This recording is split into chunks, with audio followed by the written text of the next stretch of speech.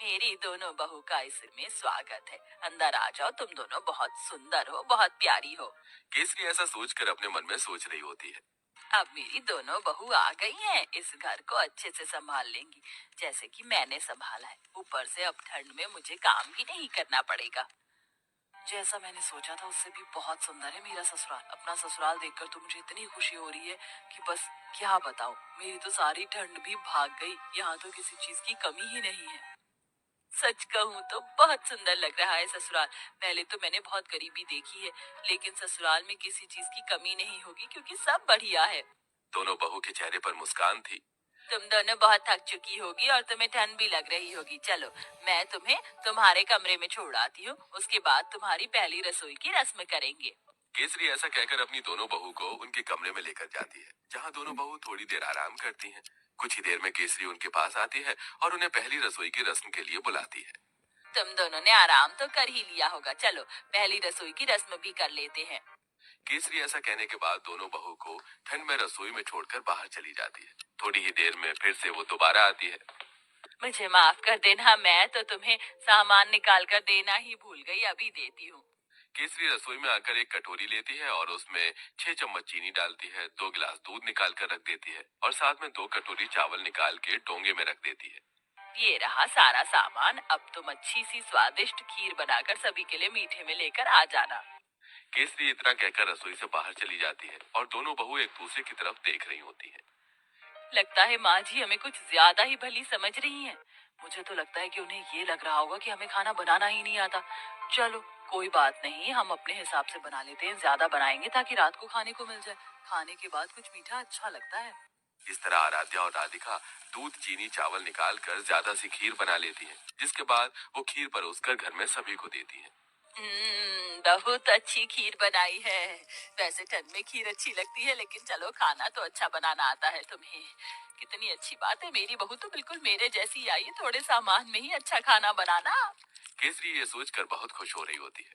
वो कुछ देर बाद अपने कमरे में आराम करने चली जाती है। अब दोपहर का खाना बनाने की बारी आती है, तो दोनों बहू ठंड में रसोई में आती हैं। कुछ ही देर में केसरी भी रसोई में आती है। अरे, इस वक्त तुम रसोई में क्या कर रही हो? माँ जी, हमने सोचा कि समय पर ही दोपहर का खाना बना देते हैं। अरे, दोपहर के खाने की क्या जरूरत है, सीधा शाम को खाना बनाना चाहिए ना। वैसे भी ठंड में इतनी भूख कहाँ लगती है। और इस पतीले में क्या रखा है? केसरी तब पतीले को देखती है तो उसके अंदर खीर होती है। हे भगवान, इतनी सारी खीर!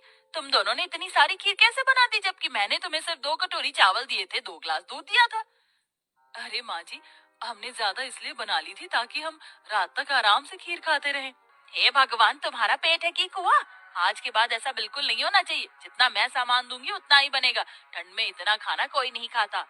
लेकिन माँ जी, लेकिन वेकिन कुछ नहीं। इस घर को चलाना है या घर की बर्बादी करनी है? आज से ही अपने कान में आटा लगा लो, फिर ये गलती नहीं होनी चाहिए। राम राम राम, इतनी सारी खीर देखकर कहीं आज मुझे हार्ट अटैक ही ना आ जाए। ऐसा बोलते बोलते केसरी अपने कमरे में चली जाती है और दोनों बहू ठंड में कांपते हुए एक दूसरे को देखती रह जाती हैं। फिर आती है रात को खाना बनाने की बारी। तो रात को जब खाना बनाने दोनों बहू ठंड से कांपते हुए रसोई में जाती हैं, उनसे पहले वहां केसरी मौजूद होती है। उसने पहले ही सब कुछ गिनती करके निकाला होता है। देखो बहू, ये एक बैंगन है, 4 आलू हैं, साथ में मैंने आटा निकाल कर रख दिया है। इस आटे में से केवल 10 रोटी बननी चाहिए। 2 मेरी, 4 तुम दोनों की और 4 दोनों मेरे बेटों की। ऐसा कहकर केसरी रसोई में चली जाती है। इस तरह दोनों ही बहू कंजूस सास से बहुत ज्यादा परेशान हो जाती हैं। रोटी बनाते बनाते आखिरी में 10 रोटी के बाद एक लोई रह जाती है। दोनों बहू वो भी बना देती हैं। तो इस बात पर भी केसरी उन्हें खूब सारी बातें सुना रही होती है।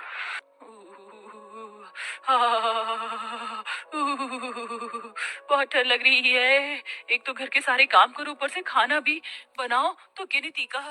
मेरा तो पेट भी नहीं भरता। पता नहीं कंजूस सास हमें कुछ खाने क्यों नहीं देती। सही बोल रही हो। ऊपर से रसोई में काम करते हुए ठंड लगती है। हमारी सास हमें एक हीटर भी नहीं ला कर दे सकती। वैसे मुझे बहुत जोरों से भूख लगी है। 2 रोटी में मेरा क्या होगा? एक आखिरी में 10 रोटी के बाद एक लोई रह जाती है। दोनों बहू वो भी बना देती हैं। तो इस बात पर भी केसरी उन्हें खूब सारी बातें सुना रही होती है।